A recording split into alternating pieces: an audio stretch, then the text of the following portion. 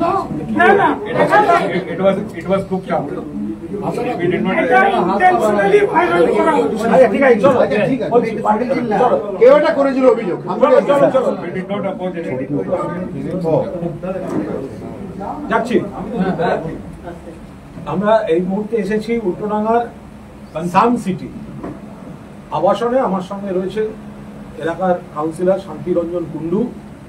হঠাৎ একটা সামাজিক মাধ্যম দিয়ে একটা বিতর্ক ছড়িয়ে দেওয়া হয়েছিল, একটা বিতর্ক ছড়িয়ে গেছিল যে এখানে অনেকগুলি অটো একসঙ্গে দিয়ে একটা মিছিল ঢুকিয়ে দেওয়া হয়েছে, উচ্চ মার্গে ডিজে বেজেছে এবং একটা হই হই কাণ্ড কিছু করানো হয়েছিল এবং একটা কোনো মানুষ বিরক্ত বা মানুষের অসুবিধা হয়েছিল। এই খবরটা কানে যাওয়ার পর মাননীয় মুখ্যমন্ত্রী বলেন যে এখানে আসতে, এখানকার নাগরিকদের সঙ্গে আবাসিকদের সঙ্গে কথা বলতে এবং কারোর কোনো যদি অসুবিধা হয়ে থাকে তার জন্য দুঃখ প্রকাশ করে যেতে এবং দল সতর্ক আছে এবং মমতা বন্দ্যোপাধ্যায় কড়া বার্তা দিয়েছেন দলকে যাতে কারোর কোনো অসুবিধা না হয় সেটা জানিয়ে দিয়েছেন।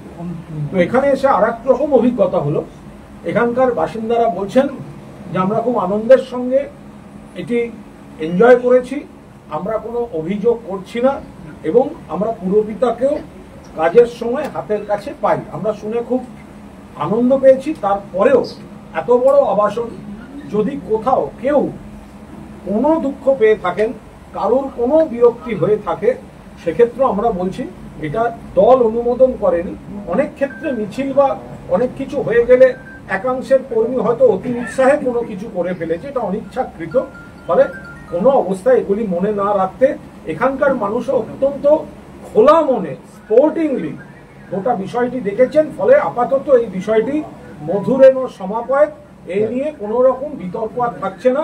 এনাদের বক্তব্য আমি মাননীয় মুখ্যমন্ত্রীকে যথাযথভাবে পৌঁছে দেব। থ্যাংক ইউ শান্তি